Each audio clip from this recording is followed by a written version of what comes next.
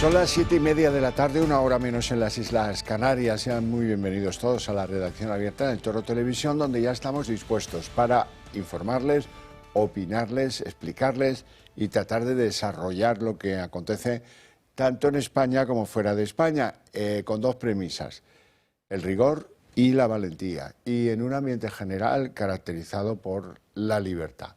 A nosotros nos parece que un medio de comunicación donde eso no es exigible es la voz de su amo, pero no es un medio de comunicación. Empezamos hablando de salud, porque ya me acompaña aquí don Adolfo Albistur. Muy buenas tardes. Buenas tardes, y gracias por estar aquí. A ti. El responsable de Mejorando tu Vida.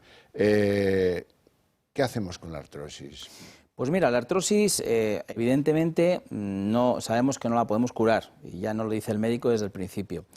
Pero tampoco nos tenemos que resignar, ¿no? ¿Resignar a qué? Resignar al dolor, resignar a movernos menos, resignar a no poder hacer una vida normal, ¿no?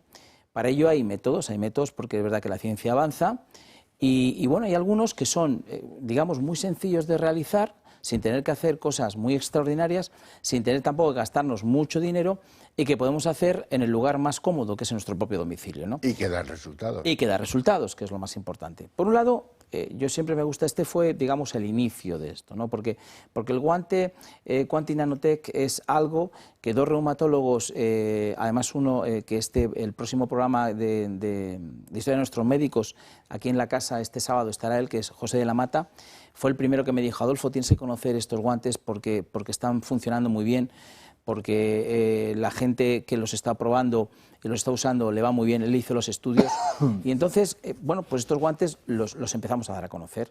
Muchas personas los empezaron a probar. Unos guantes que reúnen todos los tratamientos aislados e independientes que se llevaban a cabo en casos de dolor por artritis. Claro, porque cuando tú tienes artritis... Bueno, por artrosis. Por artrosis, sí.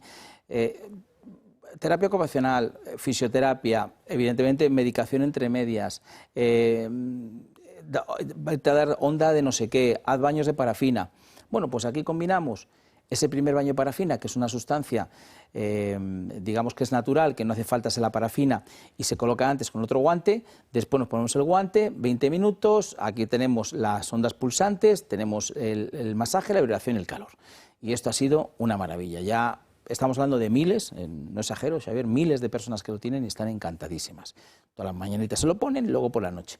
Luego pasamos... Me lo dicen mucho, ¿eh? Sí, ¿verdad? Es que de verdad que es muy... Y luego porque aporta una gran comodidad. Hacer todo el tratamiento que hasta el guante se llevaba a cabo para tratar de reducir el dolor por la artrosis, pues te comía la mitad del día. Claro, es una de las cosas que el tiempo, pues el tratamiento tiene que ser cómodo y eficaz, ¿no? Para que realmente tenga las dos cualidades más importantes. 20 minutos cuando te vas a dormir, si es necesario cuando te levantas. Sí, nada más que eso. Y además es que muy cómodo, pues estar haciendo incluso cosas. Luego pasamos a la rodilla, porque empezó mucha gente, oye, pues es que mi problema es la rodilla. Claro. La rodilla es un tipo de artrosis que es bastante más rápida, es decir, para gente a veces más joven, a veces por deportes, por lo que has estado realizando, y enseguida hay que hacer infiltraciones, bueno, toda esa problemática que sabemos.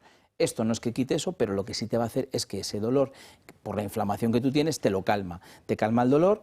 Aquí trabajamos con terapias de luz, que es ultravioleta e infrarrojo, masaje, vibración y calor. Distinta a la del guante. Completamente distinta. Hay que llegar a una articulación que está mucho más adentro, hay que, digamos, que provocar que haya más irrigación, y esto lo hace la rodillera, para que no nos quedemos en casa, podamos caminar, andar, pasear, subir escaleras, que es muy importante. 10 minutos. 10 minutitos, una rodilla, si tienes las dos, otros 10 de la otra. Si lo necesitas. Eso es, y es simplemente que si lo necesitas. Y luego la gente pues empezó. A mí es el lumbago, uno de ellos primero fue a Alejo, que ese día que llegó y dice... Alejo Vidal Cuadras. Alejo Vidal Cuadras, sí, el contertulio de aquí, muy querido. Y me dijo: Adolfo, yo es que la espalda... Y dije, pues mira, lo tengo. Y no se lo quería, justo lo había traído ese. Entonces, sí, lo vi, que se lo pusiste. Se lo pusimos. Bueno, pues efectivamente, esas lumbalgias, esas cervicalgias, esos dolores, que a veces ya no es artrosis en este caso, sino es también postural, el ordenador, algún movimiento. Pues bueno, pues aquí trabajamos con el LED, con la tecnología LED, con dos tipos de frecuencias, masaje, vibración y calor. Y con todo esto, pues hacemos un buen apaño para todos estos dolores que tenemos. Que que el cinturón o la faja, como preferáis llamarle, se puede aplicar en la zona lumbar baja, media o alta. Eso es, en cualquier zona de la espalda lo puedes aplicar. Si son cervicales, lumbares o dorsales. Entonces, ¿cómo me puedo hacer yo, por ejemplo, con el cinturón? Pues mira, con cualquiera de estos cualquiera de tres. estos artículos. Tú llamas a este teléfono que tenemos en pantalla, 900-730-122. Primero dices, vas a llamar, ahora mismo no hay nadie, con lo cual la llamada queda registrada. Nosotros mañana os devolvemos la llamada. Y nada más llamaros, mira, llamamos porque has llamado, sí, soy del Toro Televisión, vale. Pues mira, es que es el cinturón, vale, pues el cinturón vas a tener un 30% de descuento, si a lo mejor lo combinas con otro artículo más y te regalamos un tensiómetro que habla. Con lo cual, y además otra cosa muy importante, que siempre lo decimos, Xavier, a ti te gusta también comentarlo y a mí también me encanta. Si no cumple vuestras expectativas, se devuelve y no os cuesta nada. O sea, no tengáis miedo de decir, es que si me lo compro y luego no. No, si te lo compras y luego no, se devuelve sin ningún problema. Fíjense si está convencido de la calidad del producto el señor Albistur, que, bueno, pues así es que aprovechen la oferta y díganle adiós al dolor lo antes posible, ¿no? Sí, es que hay personas que compran cosas y luego las estás viendo y dices, ¿para qué me compraría esto? Sí. Eso es lo que yo no quiero, ¿no? Que cada vez que me veáis digáis, ¿para qué le compraría a este hombre esto? Pues no. Si lo has comprado y ahora no pasa nada, se devuelve. Muchas gracias, Adolfo, por tu visita y por ponernos al día de estas cuestiones. Vamos a iniciar nuestro recorrido, cómo no, con las negociaciones para ver si conseguimos pacificar Ucrania. En Ucrania sigue muriendo, dicen, en Rusia hablan de unos 3.000 diarios en promedio, de los soldados rusos. Bueno, yo no sé si son tantos, son más o son menos, pero es evidente que mueren. Es evidente que los bombardeos continúan, los bombardeos rusos sobre territorio ucraniano y alguna vez drones ucranianos sobre algún objetivo ruso. Bueno, desde ese punto de vista, el único innovador ha sido Donald Trump, que ha conseguido que su gente se siente con la gente de Putin. De momento no hay acuerdo que comentar, es verdad, pero más o menos esto es prometedor. Hoy ha hecho declaraciones Trump, a veces debería ser un poco más continente en sus declaraciones, pero bueno, él va a lo suyo y va sobrado y bueno, refrendado por una cantidad inmensa de votos, se ha llegado a la presidencia pues un presidente que tiene ganas de dejar impronta y que bueno, yo creo que lo va a conseguir, pero de todas maneras a veces lanza unos exabruptos que son completamente irreconciliables con el sentido común. Por ejemplo, dice Trump, Zelensky no debería haber iniciado esta guerra. Perdone usted, la guerra no la inicia Zelensky, pequeño detalle. Zelensky lo que hizo fue defenderse, repeler una invasión decretada por un dictador que se llama Putin, que cuando no le gusta a un opositor lo mata. Le dan polonio 3, 4, 5 y al otro mundo.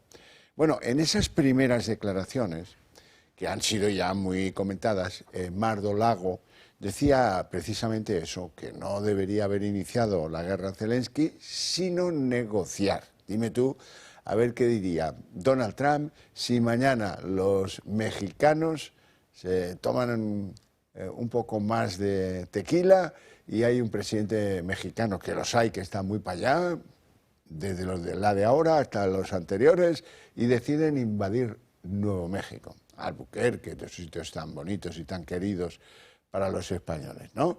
¿Qué diría Trump? ¿Que va a negociar? No parece, ¿verdad? Vamos a escucharle en Mar-a-Lago, en la finca de Trump, hacer este tipo de declaraciones. Hoy escuché que no fueron invitados. Bueno, han estado allí por 3 años. Deberían haber terminado la guerra. 3 años. Nunca debería haberla empezado. Podrían haber hecho un trato. Podría haber hecho un trato bueno para Ucrania, que les habría dado casi toda la tierra. Y nadie habría sido asesinado, y ninguna ciudad habría sido demolida, y ni una cúpula habría sido derribada. Pero eligieron no hacerlo de esa manera, y el presidente Biden, para ser justos, no tiene ni idea de lo malo que fue esto. Fue tan malo, tan patético, tan triste. Pues se conoce que los ucranianos eligieron susto y no trato. No sé, la confusión es muy mala. Horas después, Trump, que se gusta mucho cuando habla, ha dicho más cosas. Ha dicho que Zelensky era un comediante mediocre, que Zelensky era un dictador y ya para colmo de los colmos, que si no se mueve rápido se va a quedar sin país. Esto es lo que ha dicho Donald Trump. Ahí lo tienen. Si rechaza convocar elecciones, caen las encuestas, lo único que era bueno era tocar a Biden como un violín, un dictador sin elecciones, Zelensky debería actuar rápido, se quedará sin país. Señalaba Donald Trump que el apoyo, o supuestamente las encuestas, no ha citado las fuentes, dice que el apoyo que tiene Zelensky en Ucrania actualmente es del 4% de la población. Bueno, dicho esto, ¿qué ha contestado Volodymyr Zelensky, el presidente de Ucrania? Del que tienen que entender ustedes, pues que lleva 3 años de guerra continuada y muy dura y muy difícil para sus conciudadanos contra Rusia, el ejército invasor.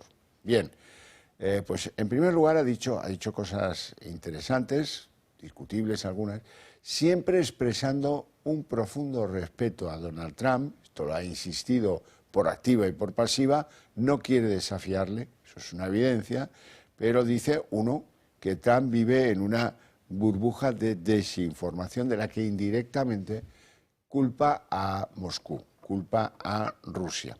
Y ha dicho Zelensky, pues que hombre, que no se puede llegar a una paz sin contar con los ucranianos, que estaría bueno. Vamos a escucharle. Desafortunadamente, el presidente Trump, a quien respeto mucho como líder de una nación a la que realmente respetamos, la nación americana, que nos ha apoyado todo el tiempo, desafortunadamente vive en una burbuja de desinformación. Me gustaría que el equipo de Trump fuera más preciso. Todo esto no es positivo para Ucrania.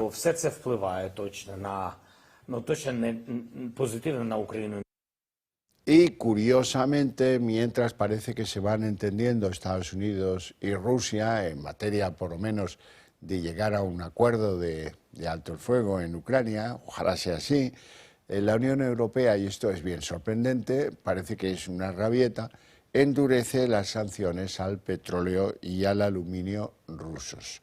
Esta es la decisión tomada hoy en Bruselas, comunicada por Bruselas, y que hoy pues se hace saber al mundo. En el mundo de los países católicos hay mucha gente que vive con preocupación pues el ingreso en la Policlínica Gemelli de Roma del Papa Francisco. El último de los comunicados de hace apenas una hora dice que su salud mejora levemente según los últimos análisis de sangre que le han practicado al Papa. Así es que, bueno, cautela, es un hombre que tiene 88 años y que tiene un problema bronquial importante. Entonces dicen los expertos y los vaticanólogos que ha habido una ligera mejoría en el estado del Papa, que está estable, y que en el 6º día de hospitalización parece que su salud va mejorando. Y de ahí vamos al territorio español. Abrimos el territorio español hablando de la droga, porque hoy nos aporta unos pasajes. ¡Ah, qué pasajes! Desde luego, no hay derecho que la clase política no reaccione ante lo que nos está pasando con la droga es gravísimo. Hay algunos partidos que han hecho alguna cosa, sí, pero no definitiva y no en sus programas políticos. Nadie ha pensado 10 minutos en qué es lo que hay que hacer para que dentro de un tiempo la situación mejore, es decir, se reduzca la influencia de las narcobandas, de los narcotraficantes, hay que llamarles con toda claridad. Hoy, ¿qué podemos hacer? Hoy y cada día, contarlo, explicarlo, que ustedes lo sepan, que lo valoren y que les quede claro pues que hay que cambiar las penas, hay que cambiarle el nombre al delito. Esto no es un delito contra la salud. Veréis por qué. ¿Por qué yo digo que no es un delito contra la salud? Fue un delito contra la salud. Ahora es un delito contra la seguridad de la sociedad española. De ustedes, de mí y de todos. Vean. Primer ejemplo que os traigo hoy a colación. Ha caído una red rusa de blanqueo que operaba, era una, como los talleres multimarca, pues esta era la red rusa de blanqueo, era multimarca. trabajaba para la mafia albanesa, para la mafia, bueno, no sé, bielorrusa, también para la mocromafia, que es una mafia que opera sobre todo en Holanda, pero que es de origen marroquí. Han caído 14 personas, 14 detenidos, porque esta red rusa de blanqueo de dinero procedente de diferentes mafias se lo blanqueaba cobrando una comisión al que fuera a llamar a su puerta. ¿Por qué tiene que estar esto en España? Ah, porque las cárceles en España son menos duras que en otros países, probablemente. Porque las penas son menos duras que en otros lugares, probablemente. Porque aquí se vive mejor que en Albania, pues seguro, o que en Rusia, segurísimo. Entonces vámonos, dicen los narcos, dicen, vente para España, Pepe, y aquí se asientan y aquí plantan sus negocios y nosotros nos jorobamos. El blanqueo, pues como es muy fácil este país y se persigue poco, pues aquí blanqueaban para otros y hoy han caído unos cuantitos, tampoco, oye, 14 lo reponen enseguida, porque lo mollar, nuclear, es que nadie le tiene miedo a volver a operar en este país, que es lo que hay que cambiar. Las bandas de narcos tienen que tener miedo a actuar en España porque los condenotes son ejemplares, porque hay juzgados especializados para tratar el tema de la droga, porque el gobierno español pone medios en los cuerpos y fuerzas de seguridad para que su combate tenga un sentido, porque ahora mucha de esa gente que vemos en las operaciones con los perros arriba y abajo se marchan a casa pensando, mira, lo hemos hecho muy bien, ha caído este laboratorio, este centro de blanqueo, pero saben que pasado mañana vuelven a estar en la calle haciendo lo mismo o parecido. Eso es justamente lo que hay que cambiar. Bueno, dejamos a estos señores contando billetes de la mafia blanqueadora rusa y nos vamos a Huelva. Mira que es tranquila la provincia de Huelva, ¿eh? Pues no, la droga la está volviendo pues como la de la provincia de Cádiz, una especie de Sinaloa. Ha habido una operación conjunta hispano-portuguesa que ha llevado a la detención de 14 individuos que usaban embarcaciones de recreo para introducir en la provincia de Huelva unas 5 toneladas de hachís, 5.000 kilos de hachís, en barcos aparentemente inocentes, pues que cargaban y que pues de día, de noche o al mediodía, no lo sé, en cualquier hora del día probablemente, pues aprovechaban la impunidad que da el saber que lo tienes más o menos todo controlado para introducir hachís. ¿Hachís de dónde? De Marruecos. Porque sépanlo, en Marruecos hay 120.000 hectáreas produciendo sin parar hachís. ¿Ah? Y esto a Pedro Sánchez no se le ocurrió liquidarlo cuando le cedió el Sáhara, pues se ve que no. Algo incluso más sorprendente, esto me ha dejado completamente perplejo. Han descubierto un túnel de los narcos que comunica Ceuta, la ciudad autónoma de Ceuta, España, con territorio marroquí. Bueno, a mí me deja muy perplejo, como ayer cuando contábamos aquí que se había escapado un narco de una cárcel metido en el petate de otro narco. Había superado 4 controles y había salido en libertad. Creo que aún no lo hayan cazado. Bueno, ahora explíquenme ustedes, ¿saben que el perímetro de Ceuta cuántos kilómetros tiene? Porque claro, no estamos hablando de California, ¿eh? El perímetro de Ceuta tiene exactamente 18 kilómetros y medio. Bueno, ¿y nadie ha visto un túnel que comunica Ceuta con Marruecos? No quiero yo, pero señores del CNI, preocúpense ustedes, que lo mismo nos invaden por ese o por otro túnel. Aquí nadie mira, nadie ve, nadie vigila, ¿qué puñetas pasa? Así que los narcos, que son muy hábiles, tienen mucha pasta, han hecho que alguien cabe un túnel y ahora en una operación contra el narco en Ceuta, que en la que, por cierto, esta es otra de las cosas inexplicables en España, cayó un tío político del partido de los marroquíes en Ceuta. Bueno, pues nada, tira, vamos haciendo concesiones, no actuamos, o si actuamos, pues pasado mañana están en la calle. Ellos lo saben y, por lo tanto, pues oye, a lo grande. Y ahora nos vamos a Sanlúcar de Barrameda. En Sanlúcar de Barrameda vais a ver unas imágenes bastante lamentables en las que unos narcos se pelean con otros narcos en lo que se llama una operación de petaqueo.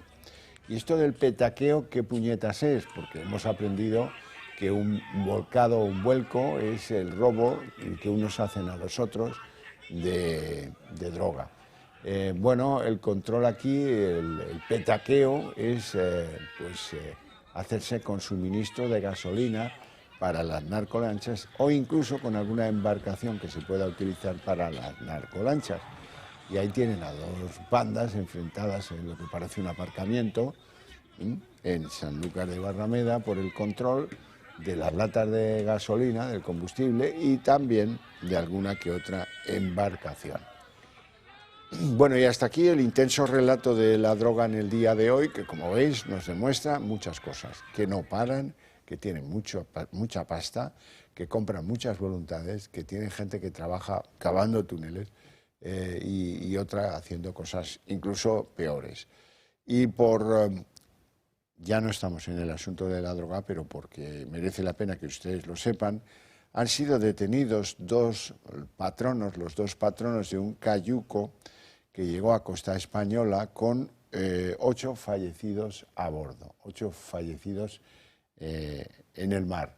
Esto ha sucedido en Canarias y, bueno, pues como no saben cómo es posible todo esto, pues al menos han sido detenidos los patrones de un cayuco que se dedica al tráfico ilegal de inmigración.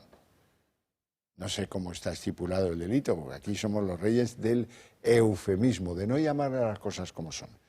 Los patronos del cayuco traen personas de otros lugares que no tienen permiso para residir en España, las traen a España.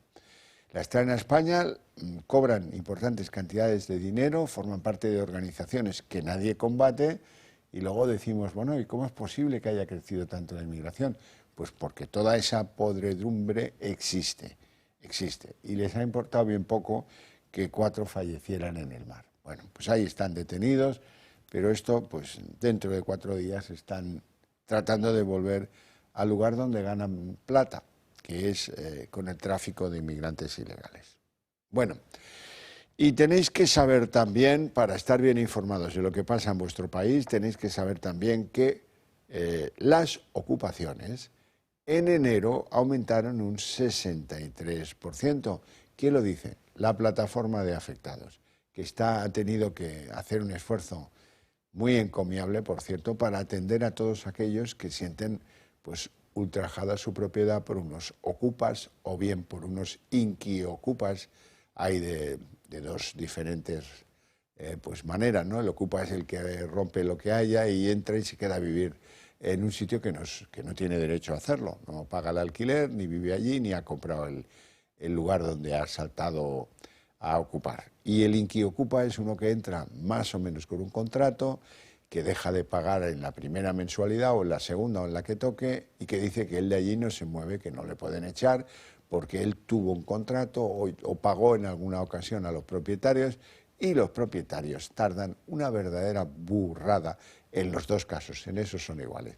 En los dos casos tardan una burrada en que alguien saque de su propiedad a esos que ilegítimamente la están ocupando. La ocupación en España crece de forma desmedida. Desde el pasado mes de enero son miles los españoles que piden ayuda a la plataforma de afectados por la ocupación. Concretamente, las llamadas se han disparado un 63% y la asociación está desbordada. Las cifras lo dejan claro. En 2023, la plataforma recibió 6.483 nuevos casos. En 2024, 7.615, mientras que únicamente en enero de 2025 la asociación ha recibido un total de 1.076 nuevos casos. De todos ellos, 325 han mostrado su intención de no denunciar, cifra que también ha aumentado estos últimos años, bien porque apuestan por empresas antiocupas o debido a la lentitud del sistema judicial que deciden no acudir a los tribunales. Y es que el plazo medio para obtener una sentencia que permita el desalojo es de aproximadamente 24 meses. Aún así, debido al aluvión de llamadas y de personas que piden ayuda, la plataforma ha decidido reforzar su asociación para poder atender al mayor número de personas. Esta es la cruda realidad de la ocupación, pese a que Pedro Sánchez asegure que tiene que ver con campañas de promoción y con la desinformación. Hace tan solo unos días, el Congreso aprobó una enmienda, a petición del PNV, para permitir los desahucios exprés. Sin embargo, a pesar de ello, sigue siendo más que necesaria una respuesta más rápida y contundente. El debate se ha trasladado esta mañana al Congreso. Feijóo ha cargado contra Sánchez y su gobierno por el aumento de la ocupación. Mire, en un país donde es más fácil tener casa si se ocupa ilegalmente que si se trabaja honradamente, en un país donde no hay personas que viven mejor a base de subvenciones que trabajando, hemos de decir que basta ya.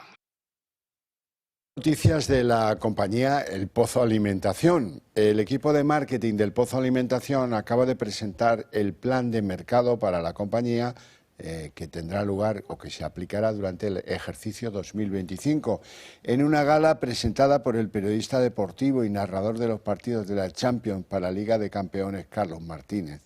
Las estrategias se basan en los pilares de la innovación y en fortalecer la competitividad, siempre bajo el paraguas de una firme apuesta por la sostenibilidad.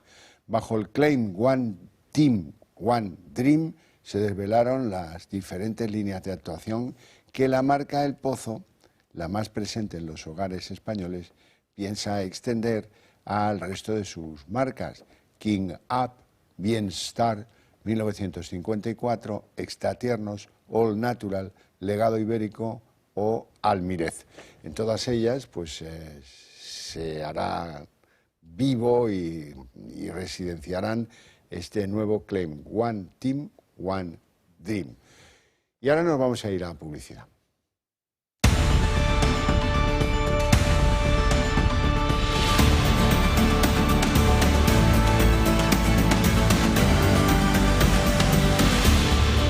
Bueno, momento en el que yo aprovecho para recordaros la conveniencia de que nuestras ideas, esas que compartimos, se extiendan al conjunto de la ciudadanía española.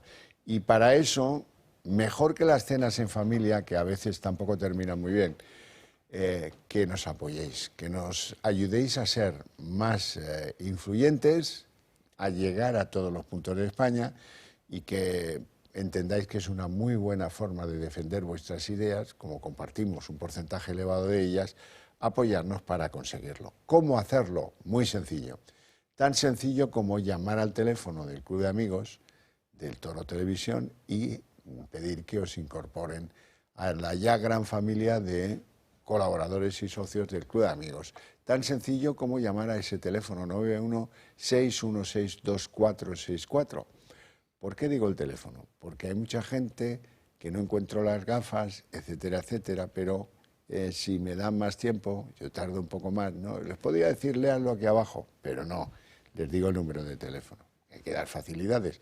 Por cierto, en el club me piden que os recuerde que el día 24, lunes, por la mañana, van a callejear por uno de los barrios más emblemáticos de Madrid, el barrio de las Letras del Parnaso o barrio de los Comediantes, del brazo de un guía excepcional que se llama Javier Sardón, muy profesional, pues para conocer las maravillas de ese barrio que inmortalizaron nuestros grandes literatos del siglo de oro. Terminará el paseo en la Puerta del Rey del Jardín Botánico. Si os atrae, si estáis libres el lunes 24, ya queda poco tiempo, no os olvidéis de llamar al mismo teléfono o entrar en las redes del club, escribir un correo a las redes del club para que os guarden espacio, porque lo peor de todo esto es que te haces a la idea de que vas a conocer el barrio de las Letras y luego si no avisas resulta que ya no hay plazas. Bueno, abrimos la mesa de análisis político a las 8:03 y yo os tengo que presentar a los invitados inmediatamente. Don David Gómez, abogado. Muy buenas tardes. Muy buenas tardes, Xavier. Todo fenomenal. Todo para entrar a vivir, vamos. Mucho. Doña Patricia Solana, abogada en Alta Ley Abogados y además miembro de la Asociación Libertad y Ley. Muy buenas tardes, Javier. ¿Todo bien? Todo bien, encantada de estar con vosotros. Bueno, hoy empezamos por una descortesía de nuestro presidente del gobierno. No sé en qué tinglado andaría. si comprando mascarillas, tal vez mirando lo de los pisos de señoritas, de Ábalos y el otro, no sé, o quizás las cosas de Begoña, o quizás con lo del hermano, pero ha dejado colgado al presidente de Egipto, que está de visita en España y que ha tenido que esperar a Pedro Sánchez. ¿Qué clase de anfitrión hace esperar en la Moncloa a un presidente que te viene a visitar? No. Ahora, eso sí, no ha desaprovechado la ocasión para contar su milonguita a propósito de lo que hay que hacer con los palestinos. Eso faltaría más. El pobre presidente ahí esperando, pero él llegar y coger el micro todo uno. Si se trata de pillar el micro o de pillar el Falcon, Pedro Sánchez está siempre a la cabeza. Esto es lo que ha dicho respecto de esos palestinos, porque se habló de que a lo mejor pues eran enviados en muy buena medida a Egipto y bueno, a Sánchez no le parece bien. El rechazo rotundo de España y de su gobierno a la propuesta de trasladar población palestina fuera de la franja de Gaza. Gaza es de los palestinos y es parte del futuro Estado palestino. Su expulsión no solo sería inmoral y contraria al derecho internacional y a las resoluciones de Naciones Unidas, sino que además tendría un efecto desestabilizador a nivel regional y a nivel mundial. ¿Cómo lee mi Pedro, eh? Tío, es un lince, no se le nota nada. No se le nota apenas nada. Ahora, hay otros que leen menos en el Ejecutivo que él preside. Por ejemplo, esto es la cosa de la sorpresa. Yolanda Díaz, la vicepresidenta, resulta que dice que ella no está en desacuerdo con el incremento del gasto militar. Con lo que está en desacuerdo es con que tenga pues un uso o un fin belicista. Hija de mi vida, ¿qué idea tienes tú de los gastos en defensa? Que de verdad... Pues ninguna. De verdad que yo no sé dónde hicieron el bachillerato algunos o algunas. Doña Patricia, la miro a usted porque quiero que empiece usted. Sí. Fíjate, si Yolanda Díaz, incluso en las políticas sociales que afectan a su propio ministerio, como es el tema del salario mínimo interprofesional, sabe que tiene que seguir la estela del gobierno y que tiene que seguir lo que diga el Ministerio de Economía, ¿cómo se va a meter en el charco de los presupuestos de defensa y del Ministerio de Defensa si no tiene fuelle? O sea, pues los podemitas van a quedar escaldados con estas declaraciones. Con lo que le ha pasado con el salario mínimo, ahora no tiene fuerza. Sabe perfectamente además que eso es una cuestión de la Unión Europea y que al final los países tendrán un poco que llegar a un acuerdo y se decidirá lo que tienen que hacer cada uno de los países. O sea que los tanques no sirven para hacer macarrones. No, claro que no. Ni parece. Pero además es muy curioso porque cuando hablan así parece como que España está permanentemente en guerra en algún sitio, ¿no? Es decir, lo que no sabe esta señora es que el ejército hay que mantenerlo, obviamente hay que mantenerlo al día, actualizado, es decir, con efectivos suficientes, y eso no significa que vayamos mañana detrás de no sé dónde a declarar la guerra a un país vecino. Eso no significa eso, significa que el ejército tiene que estar perfectamente actualizado a mayores de los acuerdos internacionales que tiene nuestro ejército con otro tipo de organizaciones, con lo cual que hay que cumplir. Entonces, bueno, ahora van a cumplir subiendo el sueldo a los militares esos 200 euros, ¿no? Y así, bueno, digamos que cubrimos ese gasto en defensa. Pero el gasto en defensa no solo es subir el sueldo de los militares, que está muy bien. Es decir, el gasto en defensa también es invertir en tecnología, en material, etcétera, etcétera, para defendernos si ocurre en algún momento de algo exterior. Es decir, que no nos... porque claro, aquí todo el mundo dice, no, paz y bien. Bueno, paz y bien hasta que te atizan. Luego cuando te atizan, luego ya la paz y el bien ya no funciona. Entonces, a España nunca le ha pasado, pero si le pasa en estos años de democracia, tendremos que estar preparados, obviamente, y nuestro ejército tiene que tener la mejor tecnología del mundo, que además somos punteros muchas veces, no hace falta irnos fuera a comprar nada, si no lo tenemos dentro, y el gasto en defensa muchas veces se hace en el propio Estado, en España. Es decir, hay muchas empresas de defensa punteras a las que el gobierno, el propio Estado, compra para hacer no solo gastos, sino que encima motivar ese gasto en defensa. De todas maneras, don David, estará usted conmigo que donde más punteros hay es en el PSOE. Desde luego. Bueno, y esta señora de Sumar, que también... los punteros... Sí, claro, no, por supuesto. Sí, el entendido por ahí va. Ay, campanera, porque sé. Bueno, estoy muy contento hoy porque por fin, en una sesión de control al gobierno, que acaban siendo de control a la oposición, se habla de un problema que nos afecta a todos los españoles. Esto es unusual, como decía Tom Jones, completamente unusual. Pero hoy ha pasado. Hoy se conoce que de tanto estirar del hilo de la fiscalidad, del salario mínimo interprofesional, no sé por qué ha sido, pero al final se habló en el hemiciclo de algo que nos afecta a todos. Le han dicho a la cara al gobierno, el PP, Vox y Junts, que vivimos en un infierno fiscal, pero esto es una locura. Le han dicho al gobierno, oiga, vamos a ver, usted cuando hay inflación no deflacta los impuestos. Usted se va a meter en la buchaca 270.000 millones el año 2024 friéndonos en impuestos. Ah, ya vale, ¿no? Y las medidas y tal, y todo tendente a que, 1, los empresarios paguen más. 2, los trabajadores paguen más. 3, las clases pasivas paguen más. 4, los autónomos paguen muchísimo más. Entonces, ¿quién gana con los impuestos en este país? El gobierno. El gobierno. Vamos a ver, si tú compras tazas a 1 euro y la inflación hace que las tazas suban a 5 euros, a la taza de 1 euro le cobrabas un 21% de IVA y ahora como vale 5, le vas a continuar cobrando un 21%. O sea que la misma taza al gobierno le habrá dejado pues 4 veces más en impuestos. ¿Estamos, no? Pues eso es lo que está pasando aquí. Ha habido de todo. A mí me ha hecho reír, francamente lo digo, los medios de comunicación terminales del gobierno ya han borrado de la lista de progresistas a los de Junts. Ahora es la derecha, habla de infierno fiscal en España. Bueno, pero ahora, al fin y al cabo, por un día que hablen de algo que pagamos nosotros y que nos afecta a nuestro bolsillo, tampoco se va a quemar nadie, ¿no? Venga, vamos con lo que ha pasado en la sesión de control. Señora Díaz, ¿están dispuestos? La pelea continúa.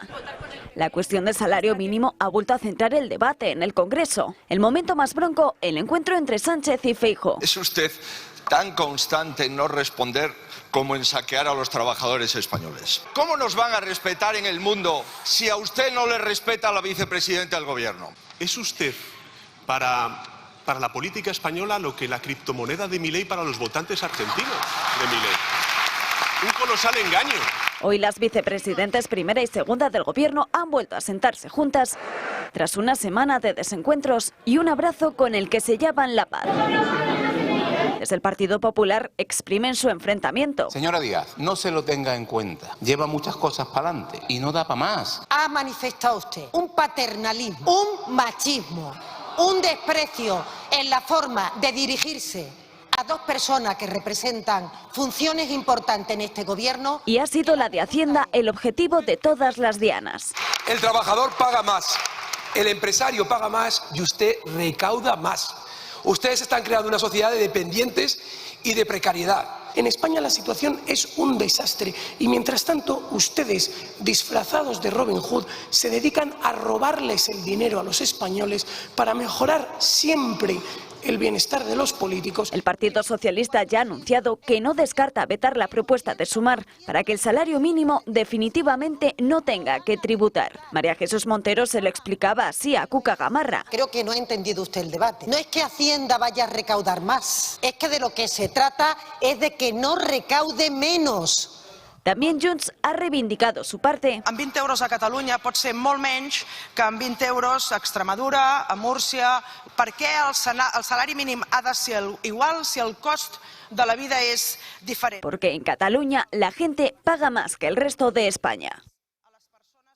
David Gómez. Bueno, es decir, esto es el ejemplo de un descontrol absoluto dentro del seno del gobierno, de un incendio que ya viene provocado desde hace mucho tiempo, donde en ese Consejo de Ministros los ministros no se hablan unos con otros y donde tienen guerras soterrizas de forma permanente, es un secreto a voces. Luego van, se dan un abrazo más impostado, que lo aparece y parece como que está todo solucionado, pero no es así. De hecho, cuando hemos visto ahora mismo las imágenes, ¿no?, cuando la vicepresidenta del Gobierno dice que se trata de recaudar más, sino se trata de recaudar, es decir, que no recaude menos, la cara de poema de la que tiene al lado pues lo dice todo, ¿no? Entonces, ¿por qué? Pues porque no hay una comunicación. Y luego, no solo eso, sino que encima no se leen las cosas, porque esta señora... en el informe, cuando propuso el salario mínimo, que incrementara el salario mínimo, ya venía que efectivamente esto iba a ser así. Entonces ahora se rasgan las vestiduras. Bueno, pues al final, ¿quién termina pagando esta historia? Pues todos los españoles, es decir, que somos los que tenemos que estar pagando. Y luego, pues cada uno a lo suyo. Viene esta política nacionalista independentista a contarnos la historia de, bueno, pues que en Extremadura, en Cataluña, y que mire, es decir...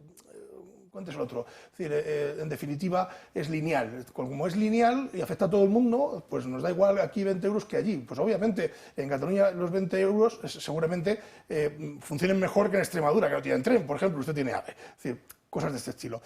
En definitiva, yo creo que debemos sacar la siguiente lectura, que es que dentro del seno del gobierno no hay una armonía, no solo personal, que ya eso sería la pera, sino una armonía profesional entre ellos mismos a la hora de tomar decisiones, y eso está afectando al conjunto de los españoles de una forma absolutamente negativa. Entonces, que la vicepresidenta del Gobierno sea el objetivo de todas las críticas me parece razonable, porque ella precisamente es la que tendría que coordinar todo este asunto. Es decir, todos sabemos que nada se aprueba sin el visto bueno de Hacienda, es decir, nada. Es decir, ningún decreto, ninguna norma, ningún aumento de presupuesto, ningún aumento de salario a los funcionarios, a los pensionistas. Luego, algo se está haciendo mal, es decir, usted ha autorizado, usted ha dejado autorizar, o no lo ha autorizado, pero lo ha permitido, que esta señora suba el salario mínimo interprofesional, y ahora nos tiramos de los pelos porque efectivamente tiene que tributar. Pues nada, pues hágaselo usted ver, pero al final quien pagamos somos los demás. Patricia. Es que el gobierno siempre se centra en lo que supuestamente da, pero nunca en lo que supuestamente quita. ¿Le habéis escuchado alguna de las medidas realmente fiscales que expliquen en esa sesión de control? Es que no le ha explicado ninguna. O sea, y para colmo, Pedro Sánchez se centra en una corrupción fiscal diciendo que si un IRPF no ha tributado por las nóminas de Bárcenas del PP, con todo lo que tienen a sus espaldas de comisiones ilegales, todo el tema del IVA de los hidrocarburos. Hombre, de bolsas con billetes que llegan a Ferrar. Es que no hay color en una acción y otra, espero que la gente lo vea. O sea, no hay medida en la explicación de los casos de corrupción a nivel fiscal de un partido y de otro. Bueno, pues ahí tengo yo mi pena, que me parece que el asunto es clarísimo, pero que creo que hay muchos españoles que están narcotizados con las ayuditas, las paguitas, las no sé qué, la dependencia ideológica. No son mayores y no son capaces de decir, bueno, pues no les voy a votar más y ya está, y se acabó. Bueno, pues no, eso no es lo que hay. De Junqueras quiero hablaros. ¿Por qué? Porque ha dicho algo que no es nuevo, pero que la novedad entraña en que lo diga ahora, en este momento procesal. Bien, dice que, oiga, que no va a haber acuerdo de presupuestos generales con el Gobierno, que no les van a pasar esa hoja, si el Gobierno antes no cumple con una financiación singular para Cataluña. Esto es, pues, darles un golpe de típex a la deuda, engordarles con mayores aportaciones desde el Gobierno central, o todo aquello que ya hemos conocido durante... Parecía un poco olvidado, pero no. Ahí está el señor Junqueras para recordarnos que sin eso, que se olviden. Aquest any 2025 no hi haurà un acord pressupostari ni a Catalunya ni a l'estat espanyol, perquè Esquerra Republicana vol garantir que qualsevol acord pressupostari sigui un bon acord pressupostari. I només serà bo en la mesura que el govern espanyol compleixi amb els seus compromisos. Compromisos que no són només en l'àmbit de Rodalies, que no són només en l'àmbit dels trens de mitjana distància, sinó que també són compromisos en l'àmbit del finançament públic, dels recursos que té el nostre govern. O me dan lo mío o no negocio presupuestos, ¿no? Pero es que habría que decirle a este señor y a muchos como este señor, es decir, usted se pasa el día pidiendo dinero. Es decir, y ustedes llevan gobernando Cataluña la intemerata de años. Luego, ustedes lo han hecho fatal, es decir, porque están permanentemente pidiendo dinero para cubrir sus deudas. Recordemos, que lo recordamos muchas veces en esta casa, como Mariano Rajoy paga 11.000 millones de euros a las farmacias, de gasto farmacéutico, a las farmacias de Cataluña, porque estos señores, que son los que tienen las competencias, no lo pagan, tienen deuda y empieza a haber desabastecimiento.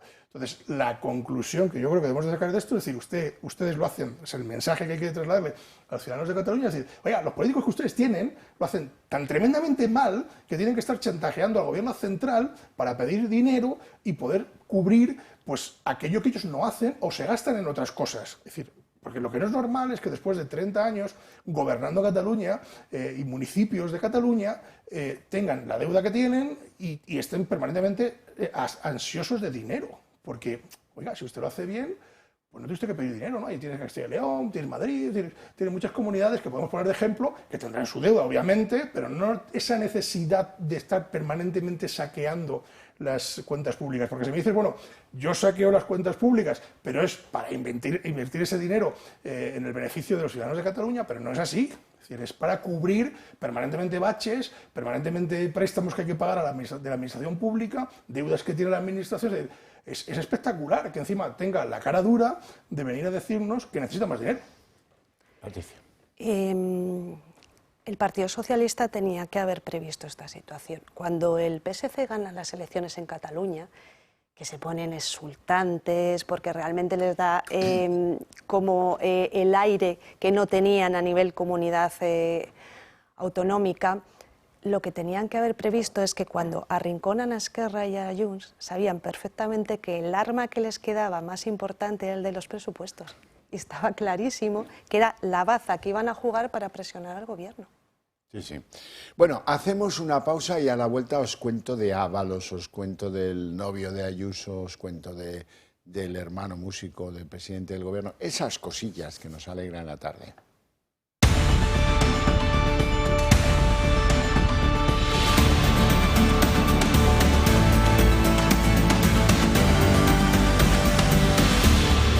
Bueno, hablemos de Ábalos, lo prometido es deuda. Ha hecho una entrevista con El Mundo y ha dicho cosas pues, poco interesantes hasta llegar, era el mensajito que él quería colar, el mensaje en una botella, el náufrago que manda mensajes. Dice Ábalos, yo soy un cortafuegos para no llegar al PSOE. Yo soy un cortafuegos porque hay gente que me tiene inquina y hay otros que se la tienen al PSOE. Pero este caso va a seguir escalando. Y bueno, cuando uno ha sido ministro de Fomento, secretario de organización de un partido, si sigue escalando, ¿qué me está diciendo Ábalos? Que va a llegar a la presidencia del gobierno, ¿no? A lo mejor es el mensaje que le conviene dar para ver si le echa a alguien un capote. Puede ser. O si lo ha dicho de corazón y siendo leal a la verdad, pues una lectura completamente lata de lo que ha dicho el señor Ábalos nos lleva a la conclusión de que no lo van a conseguir y que van a superar este dique de contención de Ábalos, se va a haber superado y que va a haber una escalada de la crisis judicial que vive el entorno de Pedro Sánchez, dirigida precisamente hacia Pedro Sánchez. José Luis Ábalos asegura ser el cortafuegos del PSOE y advierte que el caso Koldo va a escalar por intereses. ¿Es el cortafuegos del PSOE? Bueno, yo lo entendí así y más que nada no tanto por sus propias manifestaciones, sino también por el eco mediático, ¿no?, correspondiente. Eso va a escalar. Pero por interés. Es que se ve claramente. La declaración de Aldama es evidente que la confesión tiene dos elementos para salir de la cárcel. Uno, arrojar culpa sobre mí, y luego contra el gobierno, porque esto va de una operación política. El exministro ha concedido una detallada entrevista al diario El Mundo justo cuando se va a cumplir un año del estallido del caso. Dice sentirse tranquilo, que tiene sus cuentas e ingresos bien definidos y que la causa está viciada y predeterminada desde el principio. Estoy muy tranquilo.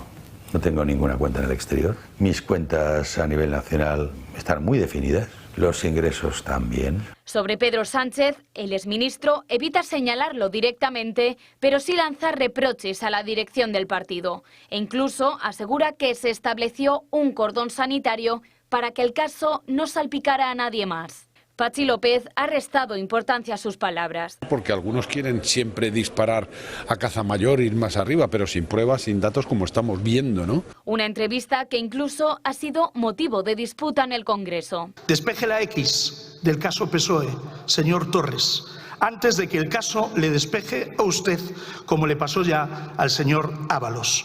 Mañana el exministro José Luis Ábalos tiene su segunda cita en el Supremo. Está llamado a declarar ya formalmente como imputado tras consumarse el suplicatorio en el Congreso. El juez decidirá si le impone alguna medida cautelar. Bajo lupa están sus cuentas bancarias y su patrimonio para comprobar si hay rastro de las mordidas que, según Aldama, cobraba el exministro cuando estaba al frente del Ministerio de Transportes. Una exhaustiva investigación que se extiende también a los depósitos o propiedades de Ábalos y familiares cercanos. Señora Solana, ¿esto del escalado va con segunda intención o es que, en fin, está mandando un mensaje a su partido que le expulsó, no se olviden, ¿eh? Obviamente que sí. El PSOE ha querido encapsular toda esta problemática de las comisiones ilegales, de las adjudicaciones a empresas públicas en lo que es la persona de Ábalos y girar el foco mediático solo a Ábalos y a su entorno. Pero es que saben perfectamente que cuando Ábalos no se siente totalmente amparado, bueno, que ahora están investigando a su hijo, o no se siente totalmente recompensado, suelta las perlitas que ha soltado con el cartelito abajo de ahí os lo dejo. David. Bueno, yo creo que es alguien que tiene mucha información, que tiene mucho control. No olvidemos de dónde venimos. Venimos de ser un todopoderoso secretario de organización del Partido Socialista, con lo que ello supone, de ser un ministro, bueno, el ministro quizá más potente del gobierno. Luego, información tiene. A mí me parece súper grave, por decirlo de alguna forma, y me parece grave que Ábalos diga estas cosas. Es decir, porque, claro, si dice estas cosas, oye, yo soy el cortafuegos. ¿El cortafuegos de qué? Si usted resulta que se está defendiendo y dice que no hay nada, ¿por qué tiene que haber un cortafuegos? Si no hay nada, ¿para qué vamos a ser cortafuegos de nada? Pues dice, bueno, esto se va a archivar, esto aquí va a quedar, yo estoy muy tranquilo, lo tengo todo fetén, pero soy el cortafuegos. Entonces, ¿por qué dice eso? O sea, cuando le pregunta al periodista, pues sí, soy como el cortafuegos dentro del PSOE y tal. ¿Por qué? Pues porque, claro, él tiene mucha más información, lógicamente, de todo lo que ha ocurrido y muy probablemente iremos viendo muchas más cosas, es decir, irán saliendo muchas más cosas y iremos viendo cómo termina este asunto envolviendo a mucha más gente, muy probablemente. Entonces, claro, es cuanto menos sospechoso que él, por un lado, diga, yo estoy tranquilo, tengo la conciencia muy tranquila, y pegue el pelotazo para arriba. Dice, bueno, hay intereses en seguir escalando, ¿no? Y yo soy el cortafuegos para que aquí no pase nada. No tiene ningún sentido lo que ha dicho, ninguno. Es decir, porque si efectivamente él manifiesta que es inocente y que no tiene nada, que lógicamente está en su derecho, no tiene por qué estar en medio de nada, desde mi punto de vista. El cortafuegos ya se lo impuso el PSOE a él. Claro. Las generales de la ley. Ustedes verán lo que hacen con Ábalos, nosotros no le conocemos, ¿eh? Y le expulsamos del partido. Ábalos, le expulsaron del partido. O sea, que hay mentira, o antes, o durante, o después. Sí, o en las tres situaciones. Claro. Bueno, pues ya hemos hablado de Ábalos. Tengo mucho interés en que conozcan esto. Se habló de esto hace tiempo, pero ahora se va concretando. Como dicen los que no saben hablar español, se concretiza, que es una cosa absolutamente demoníaca esa palabra. Marlaska, ministro del Interior. Marlaska le pagó a los mismos, a Soluciones de Gestión, la empresa de la trama de Koldo, de Ábalos, de Aldama, etcétera, etcétera, 3.400.000 euros para comprar 1.065.000 mascarillas fake que repartió entre la policía y que repartió entre la Guardia Civil, y que, a pesar de ser mascarillas defectuosas, que no tenían la calidad precisa y se pagó por ellas un dineral, pues luego hay un hecho revelador que coincide con lo que hizo el Canario y con lo que hizo la de Baleares, Francina Armengol, que jamás le reclamaron a la empresa el dinero de una venta que se demostró pues insatisfactoria, ¿no? Y lo lógico es devolver las mascarillas y give me the money. Pues no, aquí no se hizo nada. Y esto es importante que se sepa porque hay otros, el gobierno de Baleares, el gobierno de Canarias, que están con el foco puesto por hacer lo mismo. La única diferencia es que Marlaska, como iba por allí poco, consintió que a pesar de ser fake las mascarillas, se las dieran como presunta protección a los agentes de la seguridad del Estado. Pero bueno, igual de criticable que lo de los otros, porque entre no repartirlas y pretender que eran buenas, pues hay un plus de engaño que yo creo que alguien debería llamar a capítulo al señorito Marlaska para que nos cuente por qué se hizo eso y para que esté en los tribunales como espero que algún día estén los otros. ¿Algún comentario? Sí, a mí uno muy rápido, es decir, no entiendo muy bien por qué no ocurre eso, es decir, porque nadie le dice al ministro, oiga, esto no es correcto y se tiene que reclamar, que seguramente alguien se lo diría, pero estamos como estamos. Y dos, a mí, de toda esta historia de las mascarillas, como yo he estado en el otro lado, es decir, he estado en la gestión pública, es decir, es tremendamente curioso que 3.400.000 euros, para que la administración pública pague 3.400.000 euros, tiene que pasar una serie de controles y de filtros espectaculares. Es decir, no es decir, bueno, páguese. Menos en pandemia. Menos en pandemia, que ahí se lo saltaron. Pero luego hay control. Pero quédate en la proporción. Si Interior gastó 3,4 millones en 1.065.000 mascarillas, salían a bastante más de 3 euros cada uno. Claro, sí, efectivamente. Entonces, bueno, a mí me sorprende muchísimo la ligereza de las cifras, ¿no? Que a veces no nos centramos en ella, pero son espectaculares, 3.400.000 euros. Tú que tienes tanta estima por el Cuerpo Nacional de Policía, que, por cierto, aprenden en tu tierra. En Ávila, sí. Hubo un señor, el comisario de seguridad de la Policía Nacional, que se apellidaba Nieto, al cual creo que borraron del mapa. Este señor cogió el poco dinero, cuando se enteró de lo que venía, mucho antes de crear las empresas pantalla, todas estas tramas y tal, cogió lo que tenía en caja para la seguridad de los agentes de la Policía Nacional, 300 y pico mil euros, y compró equipos de protección para los agentes. Eso contradecía la tesis de Marlaska, que estaba en lo de las feministas, del día 9 de marzo, y aquí no pasa nada, y el doctor Simón que decía, a lo mejor algún caso. ¿Os acordáis del doctor Simón? A lo mejor algún caso. Unos sinvergüenzas. Bueno, pues a este pobre comisario que se encargaba de la seguridad, apellidado Nieto, pues se deshicieron de él porque pues era contradictorio con lo que el ministerio quería que todos contásemos, y por eso enviaron a un general de la Guardia Civil, a un comisario de la policía, a proteger a Simón en sus mentiras, en aquella rueda de prensa infumable que se producía cada día y que no nos contaba qué estaba pasando nunca. Los del comité científico que no existía, se van acordando, es que dicen muchos que los españoles tenemos memoria de pez y no quiero yo que este sea el caso. Con la pandemia ni hablar. Bueno, el novio de Ayuso. Al final voy a pecar en lo que digo. Yo no le llamo nunca novio porque a determinadas edades y teniendo varios hijos, pues me parece... Sí, tiene varios hijos, sí. No con Ayuso, anteriores. Hay que leer más las revistas del corazón. Hombre, llamarle el novio a mí me parece un poco patético. Será el pareja o la pareja, como queráis. Alberto González Amador. Bueno, ¿qué dice Alberto, mejor dicho, sus abogados, qué dicen? Que no destruyan, se lo piden al juzgado, oiga, sobre todo, que no vayan a destruir los correos de un montón de gente.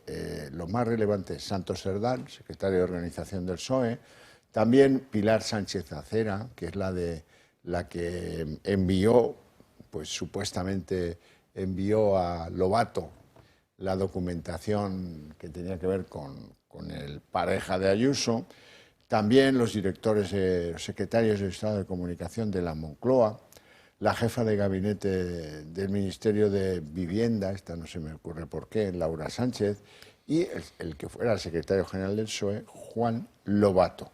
Eso que no lo borren, por favor. Y también hay que contar que el PP ha llevado el caso del fiscal general del Estado, que es el responsable de este urdimiento contra el ciudadano fiscal pareja de Ayuso, Lo ha llevado a Europa porque quiere que le echen un vistazo las autoridades judiciales europeas.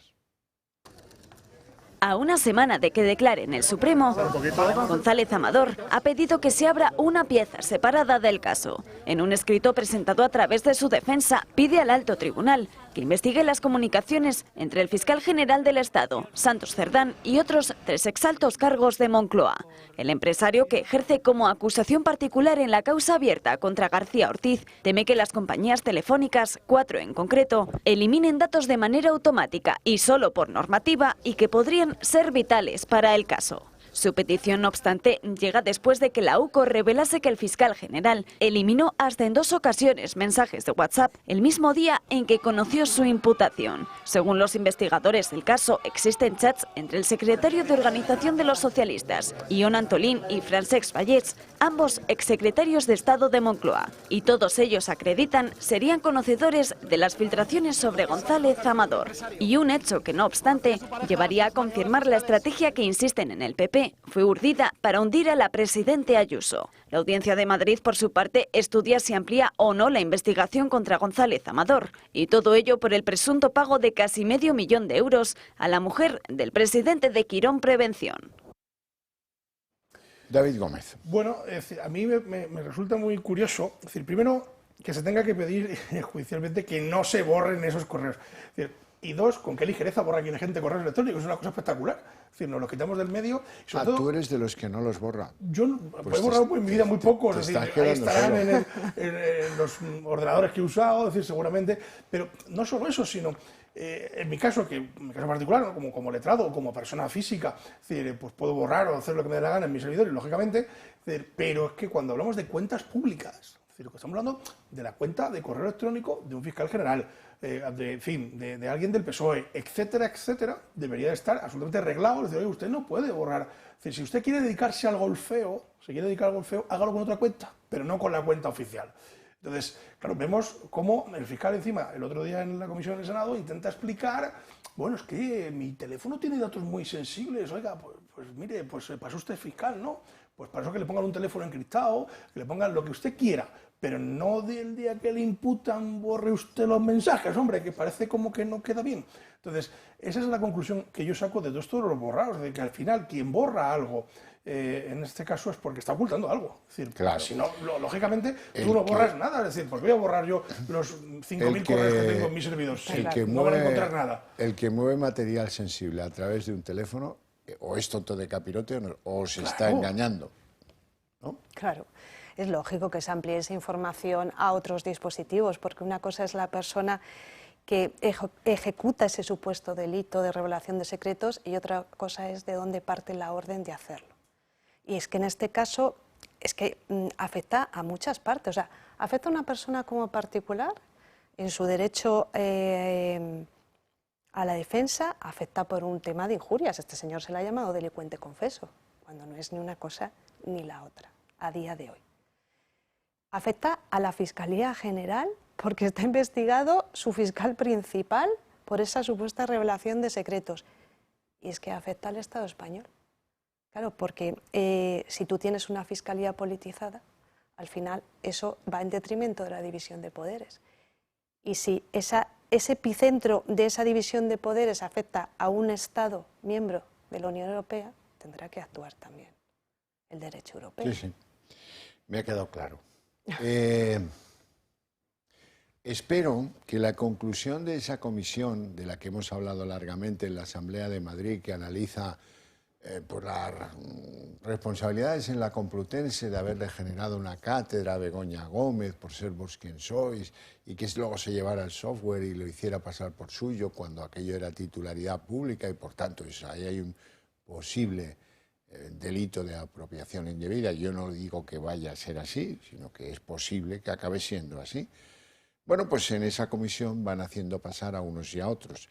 Hoy es el caso del vicerrector apellidado Doadrio. Vamos a escucharle y luego comentamos. Y me dijo textualmente, tenemos que crear una cátedra para Begoña Gómez, la mujer del presidente. ¿Tienes algún inconveniente? Y le dije, sí, los documentos están bien, no tengo inconveniente. Porque obligado sí, porque es mi jefe. Presionado, no me sentía, que tampoco me había amenazado con cesarme, con tal, si no lo hacía. Una de las conclusiones de la comisión que analiza la implicación de la Complutense, universidad pública, la que más alumnos tiene en España, sea tirar la bomba atómica sobre los gestores de la Complutense. Todos y cada uno de ellos, porque, en fin, Doadrio, ¿qué explicación? Goyeche, el anterior, el que le dio, el que le apretaba a le decía, venga deprisa, que insiste mucho el rector Goyeche. Igual.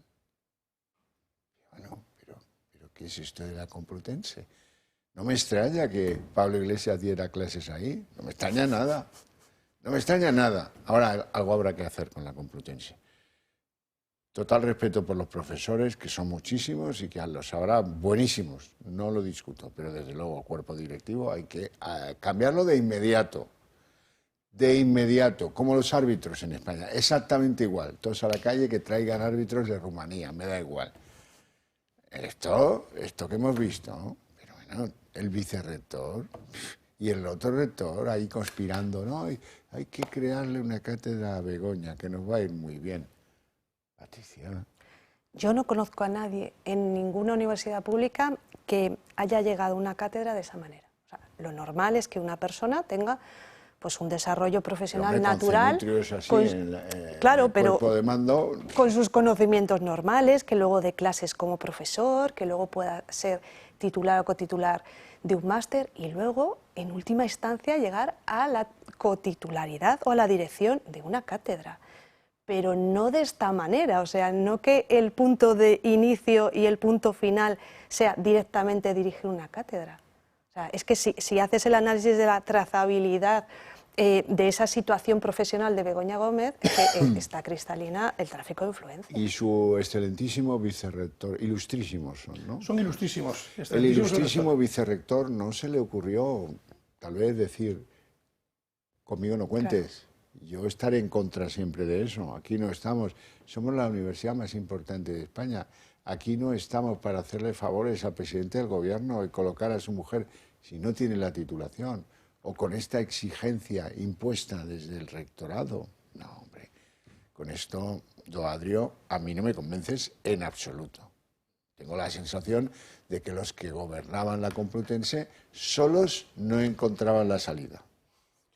Y es probable, y voy a explicar quizá por qué, o mi opinión. Es decir, muchas veces nos encontramos con gente pues, que llega a vicerrector de planificación académica, por ejemplo, y es muy bueno como catedrático en Derecho Penal, pero es una pena como vicerrector porque no tiene ni idea de gestión.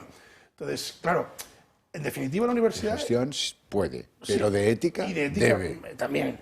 Pero la universidad al final es como un gobierno en chiquitín, es decir, al final es así, hay tensiones políticas, hay cuestiones tal, y luego lo que ha ocurrido durante mucho tiempo y seguirá ocurriendo en la universidad es que es como un coto cerrado, es un cortijo donde, bueno, pues aquí se puede hacer y deshacer sin ningún problema y nosotros decidimos qué hacer o qué no hacemos porque con nosotros no se mete nunca nadie, hasta que ocurre esto. Pero cuando ocurre esto, como diciendo, bueno, es que como se ha hecho tradicionalmente cosas parecidas, no digo iguales, pues bueno, pues en fin, de acuerdo, si está todo bien, pues yo apruebo esto. Cuando los suyos haber dicho, espera. Es decir, ¿cómo que vamos a hacer una cátedra para esta señora?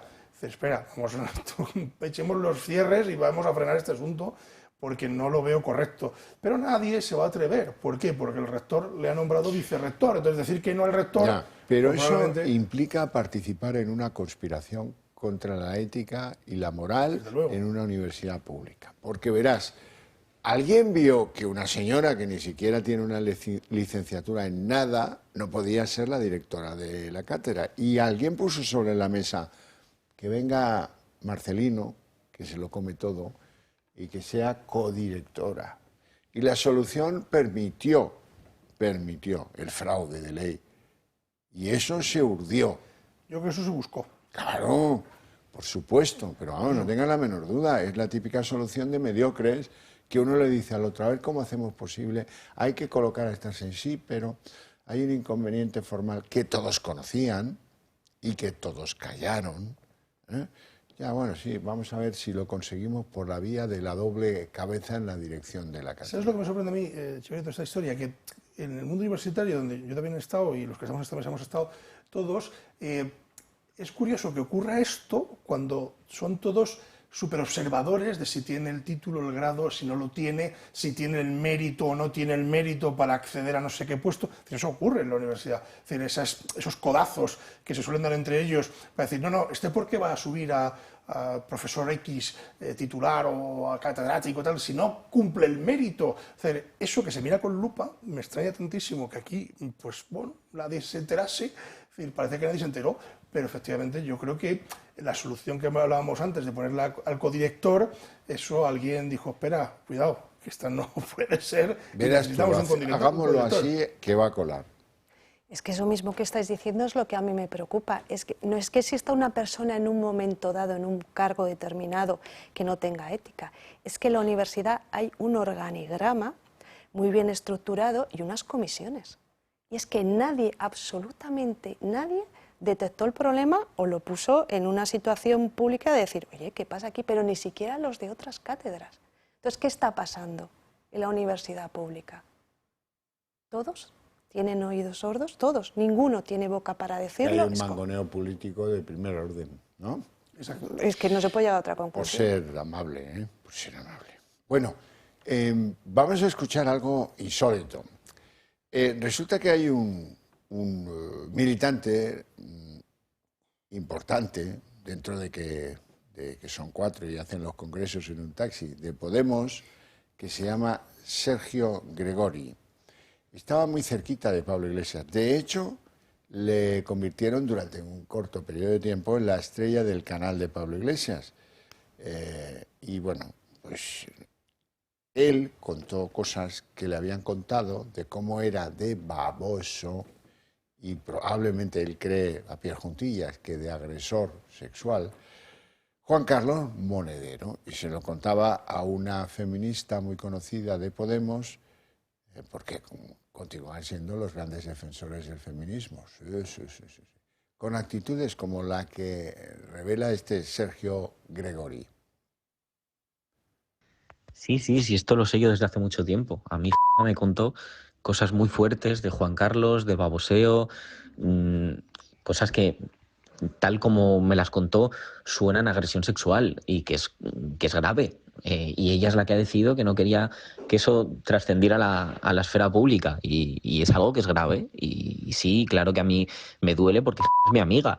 Pero como no quiso denunciar nada, pues yo seguí manteniendo una relación normal y cordial con Juan Carlos, incluso con Juan Carlos sabiendo los cadáveres que tenía en el armario. O sea, de hecho, si hay algo de lo que me puedo como sentir avergonzado, es de que, bueno, pues de que seguí yo llamándole para que viniera al tablero y hablaba con él sobre el rumbo de Canal Red, etcétera. David Gómez. Bueno, pues esto tiene muchas lecturas, pero una de ellas es que cuando hay tiempo libre, pues juega el diablo en ese tiempo libre, ¿no? Entonces estos que vienen dando lecciones de millones de cosas, pues luego a lo mejor, pues probablemente, como dice este señor, tengan en el armario guardados cosas de las que avergonzarse, ¿no? Cuando uno tiene esas cosas, pues no puede dar lecciones a este ritmo. Entonces, bueno, hay que ver primero si esto que dice este señor finalmente es cierto, pero claro, si no hay denuncia por medio, si no hay nada, pues será un poco complicado. Pero bueno, es decir, parece que es la tónica habitual. Yo tengo que decirte que nunca había visto estas imágenes antes, nunca supe por qué se ponía de esa guisa el tapabocas Juan Carlos Monedero, pero debe ser para evitar el baboseo, ¿no? Puede ser. Ahora ya lo entiendo mejor. Patricia. Espero que las pruebas se presenten en vía judicial y que exista una investigación con rigor, y si evidentemente eso es así, pues que el partido político que tapa todos estos comportamientos de sus dirigentes, pues asuma las responsabilidades y les pase factura. Ah, no, aquí toca la segunda parte del chiste. Claro. En la Belarra tenemos el mejor protocolo que garantiza que esto no va a volver a pasar nunca. Y le digo, oiga, pero es que es muy escandaloso, esto es lo sabía todo el mundo en Podemos. Hace mucho tiempo que Juan Carlos Monedero ya no está en los en los actos políticos de Podemos y por lo tanto como si el tiempo fuese un fuera a tapar, ¿no? Como si fuera a tapar algo así, ¿no? Lo que sí que es verdad es que bueno, pues lógicamente si efectivamente hay alguna prueba que apunte a esta historia, pues que se investigue, porque es muy triste que aquellos que defienden o se autoproclaman feministas, resulta que, bueno, pues luego, como decía Rejón, ¿no? Que no sabía dónde terminaba el personaje, la persona y tal. Es tremendo que, pues esto es como dice la Biblia, los fariseos, ¿no? Es decir, no, hacer lo que ellos digan, pero no lo que ellos hacen, ¿no? Pues algo parecido. Entonces, bueno, pues es una pena, pero espero que pueda esclarecerse la verdad. En beneficio, primero, si existe alguna víctima, y segundo, oiga, porque también, si de ser mentira, pues tampoco podemos crucificar a nadie. Hay monedero que se salvó de aquel incendio, que venía con un maletín con dólares venezolanos y le avisó a un ministro de Economía que se llamaba Cristóbal y se apellidaba Montero. Le dijo, oye, regulariza, que te pillamos, que estamos tras de ti. No tenemos tiempo para más, lo dejamos aquí. Mi agradecimiento a los invitados por sus opiniones, su presencia en el programa, y a ustedes, ¿qué les voy a decir? Que les invito a ver El Día en 30 minutos a continuación.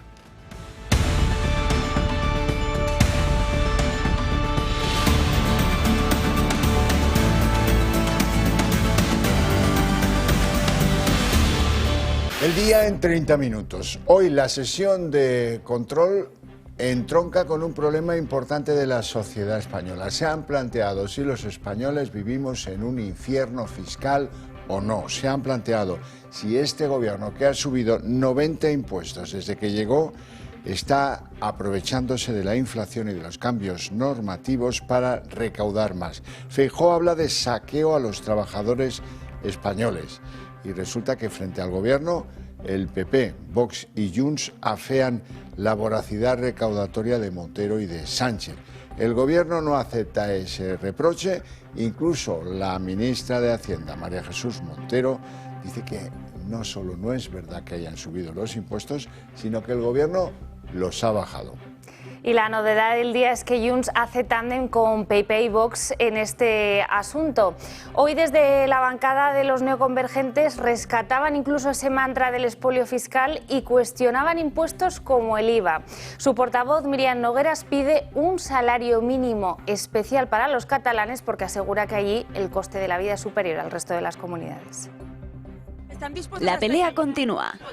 La cuestión del salario mínimo ha vuelto a centrar el debate en el Congreso. El momento más bronco, el encuentro entre Sánchez y Feijóo. Es usted tan constante en no responder como en saquear a los trabajadores españoles. ¿Cómo nos van a respetar en el mundo si a usted no le respeta a la vicepresidenta del Gobierno? ¿Es usted para la política española lo que la criptomoneda de Milei para los votantes argentinos de Milei? Un colosal engaño. Hoy las vicepresidentes primera y segunda del Gobierno han vuelto a sentarse juntas tras una semana de desencuentros y un abrazo con el que sellaban la paz. Desde el Partido Popular exprimen su enfrentamiento. Señora Díaz, no se lo tenga en cuenta. Lleva muchas cosas para adelante y no da para más. Ha manifestado usted un paternalismo, un machismo, un desprecio en la forma de dirigirse a dos personas que representan funciones importantes en este gobierno. Y ha sido la de Hacienda el objetivo de todas las dianas. El trabajador paga más, el empresario paga más y usted recauda más. Ustedes están creando una sociedad de dependientes y de precariedad. En España la situación es un desastre y mientras tanto ustedes, disfrazados de Robin Hood, se dedican a robarles el dinero a los españoles para mejorar siempre el bienestar de los políticos. El Partido Socialista ya ha anunciado que no descarta vetar la propuesta de Sumar para que el salario mínimo definitivamente no tenga que tributar. María Jesús Montero se lo explicaba así a Cuca Gamarra. Creo que no ha entendido usted el debate. No es que Hacienda vaya a recaudar más, es que de lo que se trata es de que no recaude menos. Este gobierno no ha subido los impuestos, los ha bajado. También Junts ha reivindicado su parte. Amb 20 euros a Catalunya pot ser molt menys que amb 20 euros a Extremadura, a Múrcia. Per què el salari mínim ha de ser igual si el cost de la vida es diferente? Porque en Cataluña la gente paga más que el resto de España.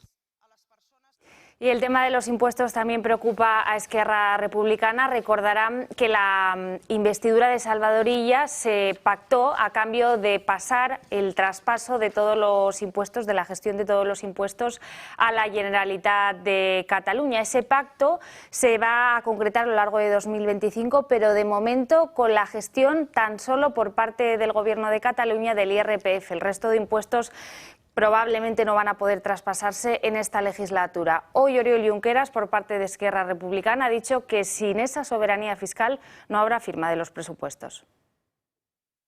Aquest any 2025 no hi haurà un acord pressupostari ni a Catalunya ni a l'estat espanyol, perquè Esquerra Republicana vol garantir que qualsevol acord pressupostari sigui un bon acord pressupostari. I només serà bo en la mesura que el govern espanyol compleixi amb els seus compromisos en l'àmbit del finançament públic, dels recursos que té el nostre govern. Siento una profunda alegría porque hoy en la sesión de control al gobierno se ha entrado en un problema que afecta a todos los españoles. La cuestión es, ¿vivimos en un infierno fiscal o no? Se conoce que someter al IRPF, el salario mínimo interprofesional, ha abierto los ojos a muchos y ha abierto un debate sobre si vivimos en un infierno fiscal. PP, Vox y Junts piden bajadas de impuestos y eso supone una especie de cerco multilateral contra la idea del gobierno y su voracidad recaudatoria. Los terminales mediáticos del gobierno han pasado automáticamente de llamar aliados progresistas a los de Puigdemont a incluirlos en el saco de la derecha. Hoy se pronuncian los de Junts porque se produzcan rebajas fiscales. Así que este tema escuece al gobierno. Feijóo habla de saqueo a los trabajadores españoles, mientras que, por un lado, Juan Bravo del PP y por otro, José María Figaredo de Vox le han recordado que el gobierno ha recaudado la bonita cifra de 270.000 millones de euros el año pasado y que han subido 90 impuestos. Por el contrario, María Jesús Montero defiende en nombre del gobierno que no solo no se han subido impuestos, sino que se han bajado, algo que de verdad hace reír al público. En fin, como dice Feijóo, el abuso recaudador, ¿en qué ha quedado? Pues se ha ido en cesiones a los aliados del gobierno, en mordidas de no sé qué cosas y en sostener al gobierno más caro de la historia. Es una evidencia que el proceso inflacionario ha perjudicado a todos los españoles, sin cuestión de edad, sin cuestión de la renta que cada uno tenga. También es evidente que el gobierno, que no deflactó nunca los impuestos, ¿qué significa eso de deflactar? Pues muy fácil, reducir el efecto de la inflación del ingreso que se hace por cada impuesto. Bueno, pues todo eso no lo hicieron y ha repercutido en la capacidad adquisitiva que tienen los ciudadanos. Así que solo el gobierno puede decirse que se haya beneficiado de los mayores ingresos que han tenido por causa de la inflación. Y José Luis Ábalos ha concedido una entrevista a solo 24 horas de declarar como imputado en el Tribunal Supremo. Él asegura que está funcionando como un cortafuegos de la corrupción en el Partido Socialista, pero que inevitablemente este asunto va a acabar escalando a escalafones superiores. Niega cualquier tipo de incremento patrimonial, niega también mordidas y asegura que su situación económica es mucho peor hoy que cuando empezó siendo ministro. José Luis Ábalos asegura ser el cortafuegos del PSOE y advierte que el caso Koldo va a escalar por intereses. Es el cortafuegos del PSOE. Bueno, yo lo entendí así y más que nada no tanto por sus propias manifestaciones, sino también por el eco mediático, ¿no?, correspondiente. Eso va a escalar. Pero por interés. Es que se ve claramente. La declaración de Aldama es evidente que la confesión tiene dos elementos para salir de la cárcel. Uno, arrojar culpa sobre mí, y luego contra el gobierno, porque esto va de una operación política. El exministro ha concedido una detallada entrevista al diario El Mundo justo cuando se va a cumplir un año del estallido del caso. Dice sentirse tranquilo, que tiene sus cuentas e ingresos bien definidos y que la causa está viciada y predeterminada desde el principio. Estoy muy tranquilo. No tengo ninguna cuenta en el exterior. Mis cuentas a nivel nacional están muy definidas. Los ingresos también. Sobre Pedro Sánchez, el exministro evita señalarlo directamente, pero sí lanzar reproches a la dirección del partido. E incluso asegura que se estableció un cordón sanitario para que el caso no salpicara a nadie más. Patxi López ha restado importancia a sus palabras. Porque algunos quieren siempre disparar a caza mayor, ir más arriba, pero sin pruebas, sin datos, como estamos viendo, ¿no? Una entrevista que incluso ha sido motivo de disputa en el Congreso. Despeje la X del caso PSOE, señor Torres, antes de que el caso le despeje a usted, como le pasó ya al señor Ábalos. Mañana el exministro José Luis Ábalos tiene su segunda cita en el Supremo. Está llamado a declarar ya formalmente como imputado tras consumarse el suplicatorio en el Congreso. El juez decidirá si le impone alguna medida cautelar. Bajo lupa están sus cuentas bancarias y su patrimonio para comprobar si hay rastro de las mordidas que, según Aldama, cobraba el exministro cuando estaba al frente del Ministerio de Transportes. Una exhaustiva investigación que se extiende también a los depósitos o propiedades de Ábalos y familiares cercanos. Poco se habla de esto, pero el Ministerio del Interior, el Ministerio de Fernando Grande Marlaska, compró mascarillas improcedentes, fake, a Soluciones de Gestión, la misma empresa a la que compraron los gobiernos de Canarias y de Baleares, a la trama Coldo, en definitiva. Sin embargo, y a diferencia de los gobiernos autonómicos implicados, aquí sí se distribuyeron entre las fuerzas y cuerpos de seguridad del Estado y Marlaska nunca reclamó a la empresa por no cumplir con la calidad contratada. En total, el Ministerio de Marlaska pagó 3,5 millones de euros a Soluciones de Gestión por apenas 1.065.000 mascarillas, defectuosas todas ellas, esto es, a más de 3 euros cada mascarilla. Y última sesión de la Comisión de Investigación en la Asamblea de Madrid sobre la creación de un puesto o de un trato de favor de la Universidad Complutense a la mujer del presidente del Gobierno. Hoy ha pasado por allí la asesora de Moncloa, que ejercía de secretaria de Begoña Gómez, y se ha acogido a su derecho a no declarar. La comisión ha quedado paralizada hasta que el Consejo de Estado se pronuncie sobre la pertinencia o no de que Pedro Sánchez declare en esta comisión. El que sí ha pasado por allí y ha dado varios titulares ha sido el exvicerrector de la Complutense, de apellido Doadrio, que ha confirmado que Goyache, el rector de la Universidad Complutense, le encomendó la creación expresa de una cátedra para Begoña Gómez.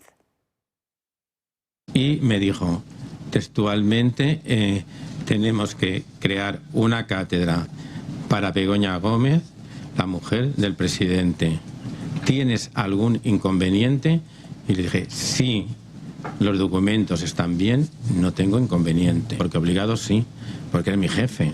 Presionado, no me sentía, que tampoco me había amenazado con cesarme, con tal, si no lo hacía.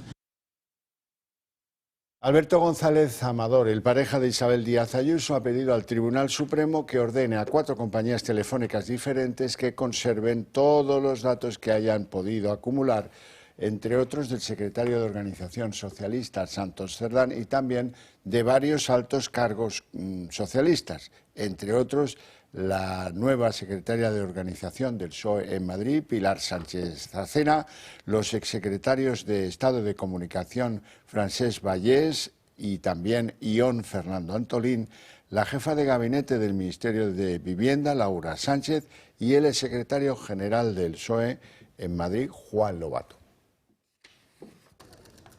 A una semana de que declare en el Supremo, González Amador ha pedido que se abra una pieza separada del caso. En un escrito presentado a través de su defensa, pide al alto tribunal que investigue las comunicaciones entre el fiscal general del Estado, Santos Cerdán, y otros 3 exaltos cargos de Moncloa. El empresario, que ejerce como acusación particular en la causa abierta contra García Ortiz, teme que las compañías telefónicas, 4 en concreto, eliminen datos de manera automática y solo por normativa, y que podrían ser vitales para el caso. Su petición, no obstante, llega después de que la UCO revelase que el fiscal general eliminó hasta en 2 ocasiones mensajes de WhatsApp el mismo día en que conoció su imputación. Según los investigadores del caso, existen chats entre el secretario de Organización de los Socialistas, Ion Antolín, y Francesc Vallès, ambos exsecretarios de Estado de Moncloa, y todos ellos acreditan serían conocedores de las filtraciones sobre González Amador. Y un hecho que, no obstante, llevaría a confirmar la estrategia que insisten en el PP, fue urdida para hundir a la presidenta Ayuso. La Audiencia de Madrid, por su parte, estudia si amplía o no la investigación contra González Amador, y todo ello por el presunto pago de casi medio millón de euros a la mujer del presidente de Quirón Prevención. Y Emmanuel Macron ha vuelto a convocar hoy una cumbre con todos los líderes europeos y con Canadá. Todos ellos no pudieron participar en la cumbre de este lunes y Macron quiere consensuar con ellos también una postura común respecto a Ucrania. Ha sido una reunión telemática y el objetivo no era tanto delimitar si habrá tropas que intervengan en el país invadido por Rusia, sino el límite en el que hay que aumentar ese gasto en defensa o si se seguirá ayudando económicamente a Ucrania. Hoy, además, la Unión Europea ha aprobado el 16º paquete de sanciones a Rusia, un gesto cargado de simbolismo después de esa reunión en Riad entre Rusia y Estados Unidos. Se trata de unas sanciones que afectarán a la flota fantasma, que son barcos de terceros países que sirven para que Moscú burle las medidas coercitivas y que prohibirán además la importación de petróleo y la refinería de crudo y de gas. Donald Trump será un presidente intenso, por decirlo de alguna manera. Ha empezado por la mañana y luego por la tarde ha ido él mismo creciéndose hasta terminar por llamar a Zelensky dictador. Antes le llamó comediante con poco éxito y le advierte que o se da prisa o se puede quedar sin país, puede perder a su país. Por la mañana en Mar-a-Lago, en su residencia en Florida, Trump sobre las quejas de Ucrania por no estar presente en las reuniones mantenidas con Rusia, le reprocha a Zelensky varias cosas: que debería haber terminado todo esto hace 3 años, que nunca debería haber empezado la guerra, se entiende, y que además la forma de acabar con esto es que debería Zelensky haber hecho un trato. Además, Donald Trump ha puesto en cuestión que Zelensky permanezca en la presidencia de Ucrania porque, según él, apenas le apoyan 4% de la población ucraniana. La respuesta de Zelensky. Bueno, pues Zelensky ha mantenido las formas, ha dicho que respeta muchísimo a Donald Trump, pero para añadir que Donald Trump vive en un espacio de desinformación y para afirmar que él no va a dejar la presidencia de Ucrania hasta que su país ingrese en la OTAN. Hoy escuché que no fueron invitados. Bueno, han estado allí por 3 años. Deberían haber terminado la guerra. 3 años. Nunca debería haberla empezado. Podrían haber hecho un trato. Podría haber hecho un trato bueno para Ucrania, que les habría dado casi toda la tierra. Y nadie habría sido asesinado, y ninguna ciudad habría sido demolida, y ni una cúpula habría sido derribada. Pero eligieron no hacerlo de esa manera, y el presidente Biden, para ser justos, no tiene ni idea de lo malo que fue esto. Fue tan malo, tan patético, tan triste. Desafortunadamente, el presidente Trump, a quien respeto mucho como líder de una nación a la que realmente respetamos, la nación americana, que nos ha apoyado todo el tiempo, desafortunadamente vive en una burbuja de desinformación. Me gustaría que el equipo de Trump fuera más preciso. Todo esto no es positivo para Ucrania.